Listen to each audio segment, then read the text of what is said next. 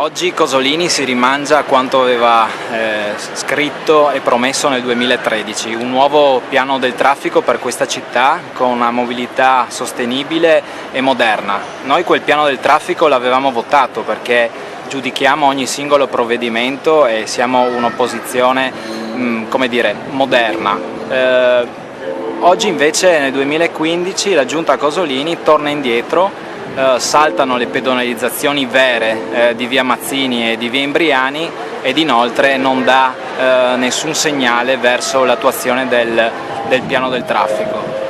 Per questo motivo non ci rivolgiamo più agli altri consiglieri, al Consiglio Comunale, ma scriviamo e presentiamo un esposto alla Corte dei Conti perché secondo noi c'è stato un danno erariale di quasi 60.000 euro causato dai costi appunto del Consiglio Comunale che ha deliberato quel piano del traffico. L'amministrazione Cosolini si dimostra peggiore di quella di Piazza, perché mentre Roberto Di Piazza per anni non ha mai scritto un piano del traffico, la giunta Cosolini fa finta di fare un nuovo piano del traffico e poi torna indietro. Far finta di fare forse è peggio di non fare assolutamente nulla. Per questi motivi ci rivolgiamo alla Corte dei Conti.